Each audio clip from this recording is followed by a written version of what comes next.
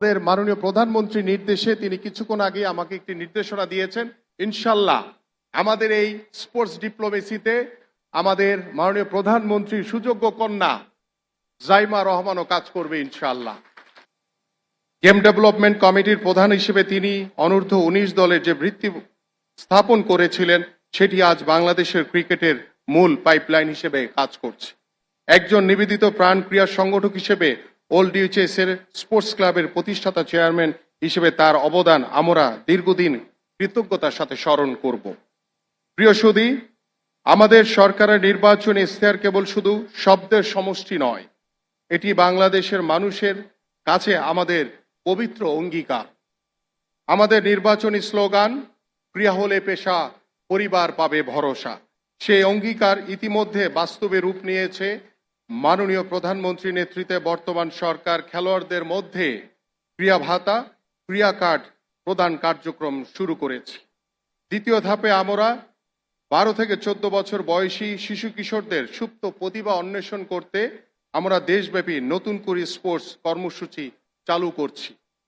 ক্রীড়াক্ষেত্রে মেধার বিকাশ অনুশীলনের স্থায়ী প্রাতিষ্ঠানিক কাঠামো গড়ে তুলতে যুব ক্রীড়া মন্ত্রণালয় অন্যান্য মন্ত্রণালয় ও সংস্থার সাথে যে সকল উদ্যোগ গ্রহণ করেছে সেগুলো হলো, 4র্থ শ্রেণী থেকে খেলাধুলাকে শিক্ষাক্রমে অন্তর্ভুক্ত করতে আন্তঃমন্ত্রণালয় কমিটি গঠন করা হয়েছে। উপজেলা পর্যায়ে ক্রীড়া অফিসার, ক্রীড়া শিক্ষক নিয়োগের জন্য ইতিমধ্যে 201টি উপজেলায় টোটাল 603টি পদ সৃজন প্রস্তাব জনপ্রশাসন মন্ত্রণালয় প্রেরণ করা হয়েছে। অবশিষ্ট উপজেলাগুলোর জন্য দ্রুত প্রস্তাব প্রেরণ করা হবে। দেশের 64 জেলায় ইনডোর সুবিধা সম্পন্ন স্পোর্টস ভিলেজ নির্মাণের লক্ষ্যে প্রথম ধাপে 10টি জেলার খসড়া ডিজাইন প্রস্তুত করা হয়েছে। 450টি উপজেলায় মানসম্পন্ন ইনডোর স্টেডিয়াম নির্মাণের উদ্যোগ নেওয়া হয়েছে। প্রতি ইউনিয়নে 8 বিঘা ও প্রতি উপজেলায় 10 বিঘা জমি খেলার মাঠ হিসেবে অধিগ্রহণ করা হচ্ছে এবং সিটি কর্পোরেশনের এলাকায় প্রতি 2-3টি ওয়ার্ডের সমন্বয়ে একটি মাঠ নির্মাণের উদ্যোগ গ্রহণ করা হয়েছে। দেশীয় আন্তর্জাতিক পর্যায়ে বিশেষ চাহিদা সম্পন্ন সুবিধা বঞ্চিত ক্রীড়াবিদদের খেলার সুযোগ নিশ্চিত করতে প্রতিবন্ধী ক্রীড়া সংগঠকদের সাথে আলোচনা করে কার্যকর পদক্ষেপ গ্রহণ করা হয়েছে। ইতিমধ্যে 7টি বিভাগে বিকেএসপির শাখা প্রতিষ্ঠা করা হয়েছে এবং ময়মনসিংহ বিভাগে ও রাঙামাটি জেলায় বিকেএসপির আঞ্চলিক প্রশিক্ষণ কেন্দ্র নির্মাণ প্রক্রিয়াধীন রয়েছে। দেশের ক্রীড়া সরঞ্জাম ইন্ডাস্ট্রি স্থাপনের লক্ষ্যে এফবিসিসিআই বিডার সাথে সমন্বয়ের উদ্যোগ নেওয়া হয়েছে। সাধারণ দর্শকদের সুবিধার্থে সকল স্টেডিয়ামকে ওয়াইফাই আওতায় আনতে তথ্য ও যোগাযোগ প্রযুক্তি বিভাগের সাথে কার্যক্রম চলমান রয়েছে। এবং পাশাপাশি আমাদের মাননীয় প্রধানমন্ত্রী তিনি আমাদের আগামীর বাংলাদেশে বিদ্যুৎ ক্ষেত্রে যে নির্দেশনা আমাদের দিয়েছেন, আমি ইতিমধ্যে আমাদের মাননীয় প্রধানমন্ত্রী নির্দেশনায় আমাদের বাংলাদেশের যত স্টেডিয়ামগুলো রয়েছে সেখানে সোলার প্যানেল তৈরি করে আমরা নিজেরা ব্যবহার করব এবং আমরা আমাদের জাতীয় গ্রিডে ইনশাল্লাহ প্রদান করতে পারবো বলে আমরা বিশ্বাস করি। লেখাপড়ার পাশাপাশি খেলাধুলা যেন আমাদের জীবনের অবিচ্ছেদ্য অংশ হয়, সেই লক্ষ্যে আমরা রাষ্ট্রীয়ভাবে মেধা বিকাশের সর্বোচ্চ সুযোগ সৃষ্টি করছি। খেলাধুলা কেবল বিনোদন নয়, এটি মাদক ও অপরাধ মুক্ত সমাজ গড়ার প্রধান রক্ষা কবচ। যুব ও ক্রীড়া মন্ত্রণালয় কর্তৃক আয়োজিত এই বিশাল যজ্ঞ ক্রীড়া পরিদপ্তরের মাধ্যমে সরাসরি বাস্তবায়িত হবে। আমরা চাই আমাদের প্রতিটি শিশু যেন নিজেকে প্রমাণের একটি সমান সুযোগ পায়। সেই লক্ষ্যেই এই কর্মসূচিকে আমরা তৃণমূল থেকে জাতীয় পর্যায় পর্যন্ত 4টি সুনির্দিষ্ট স্তরে বিভক্ত করেছি: উপজেলা পর্যায়ে, জেলা পর্যায়ে, আঞ্চলিক পর্যায়ে এবং চূড়ান্ত জাতীয় পর্যায়ে। সম্মানিত অতিথিগণ, এই ক্রীড়া আয়োজনে আমরা মোট 8টি জনপ্রিয় ইভেন্টকে অন্তর্ভুক্ত করেছি: football, cricket, kabaddi, athletics, badminton, দাবা, সাঁতার ও মার্শাল আর্ট। প্রতিটি খেলায় আমাদের সন্তানদের শারীরিক সক্ষমতা, মানসিক ধীশক্তি বৃদ্ধি সহায়ক। এই কর্মসূচিকে সুচারুভাবে পরিচালনার জন্য আমরা আন্তর্জাতিক মানদণ্ড অনুসরণ করছি। ফুটবল, ক্রিকেট, কাবাডি ও ব্যাডমিন্টনের মতো দলগত খেলাগুলোকে উপজেলা থেকে জাতীয় পর্যায় পর্যন্ত নকআউট পদ্ধতিতে অনুষ্ঠিত হবে। দাবার ক্ষেত্রে আমরা আন্তর্জাতিক নিয়ম অনুযায়ী সুইস লিগ পদ্ধতি অবলম্বন করব, যাতে প্রতিভাধর দাবরুরা তাদের প্রকৃত মেধা প্রদর্শনের সুযোগ পায়। অ্যাথলেটিক্স, সাঁতার ও মার্শাল আর্টের ক্ষেত্রে প্রাথমিক হিট ও ফাইনাল রাউন্ডের মাধ্যমে ফলাফল নির্ধারিত হবে। সম্মানিত উপস্থিতি, তৃণমূল পর্যায় থেকে মেধা খুঁজে আনার লক্ষ্যে আমরা একটি বিশাল প্রশাসনিক নেটওয়ার্ক গড়ে তুলেছি। প্রতিটি ইউনিয়ন, পৌরসভায় আলাদা দল উপজেলা পর্যায়ে লড়বে। সিটি কর্পোরেশন এলাকার আন্তঃওয়ার্ড প্রতিযোগিতার ব্যবস্থা করা হয়েছে, যা সংশ্লিষ্ট শিক্ষা থানা তদারকি করবে। উপজেলা থেকে নির্বাচিত সেরা খেলোয়াড়দের নিয়ে গঠিত হবে জেলা দল। একইভাবে জেলা দলগুলোর মধ্যে প্রতিযোগিতার পর 10টি আঞ্চলিক দল ঢাকা, ফরিদপুর, চট্টগ্রাম, কুমিল্লা, রংপুর, খুলনা, বরিশাল, সিলেট, রাজশাহী এবং ময়মনসিংহ চূড়ান্তভাবে জাতীয় পর্যায়ে প্রতিদ্বন্দ্বিতা করবে।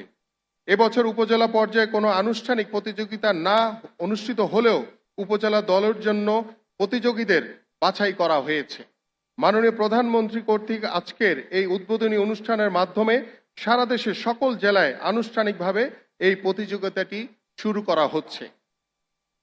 প্রিয় সুধী, নতুন করে স্পোর্টস কর্মসূচির সুষ্ঠুভাবে পরিচালনার জন্য জাতীয়, আঞ্চলিক, জেলা ও উপজেলা পর্যায়ে শক্তিশালী প্রশাসনিক ও বাস্তবায়ন কমিটি গঠন করা হয়েছে। এই কমিটিগুলো খেলার মাঠ নির্বাচন শুরু করে রেফারি নিয়োগ, সার্বিক সুশৃঙ্খল নিশ্চিত করতে বদ্ধপরিকর। আমি স্পষ্ট করে বলতে চাই, এই আয়োজনের স্বচ্ছতা, নিরপেক্ষতার প্রশ্নে কোনো আপোষ করা হবে না। প্রতিটি পর্যায় থেকে যেন প্রকৃত মেধাবীরাই উঠে আসে, তা নিশ্চিত করার দায়িত্ব আমাদের সবার। সাবেক সকল ক্রীড়াবিদ এবং সফল ক্রীড়াবিদ এবং অভিজ্ঞ ক্রীড়া সংগঠকদের আমরা এই প্রক্রিয়ার প্রতিটি ধাপে সম্পৃক্ত করেছি। তাদের অভিজ্ঞতা আমাদের নতুন প্রজন্মের জন্য পাথেয় হিসেবে কাজ করবে। আমরা কেবল প্রতিযোগিতা আয়োজন করছি না, বরং এই প্রতিযোগিতার মাধ্যমে বাছাইকৃত সেরাদের জন্য দীর্ঘমেয়াদী ও উন্নত প্রশিক্ষণের দীর্ঘ পরিকল্পনা আমরা তৈরি করেছি। প্রিয় উপস্থিতি, আমরা যাদেরকে প্রতিভাবান খেলোয়াড় হিসেবে অন্বেষণ করব, তাদেরকে আমরা পর্যায়ক্রমে আমাদের সারা বাংলাদেশে অবস্থিত যে বিকেএসপি গুলো রয়েছে, সেখানে তাদেরকে ক্রীড়াবৃত্তি প্রদানের মাধ্যমে তাদেরকে সকল পড়াশোনা এবং খেলাধুলার দায়িত্ব আমরা সরকার গঠন করব এবং দায়িত্ব বহন করব ইনশাল্লাহ।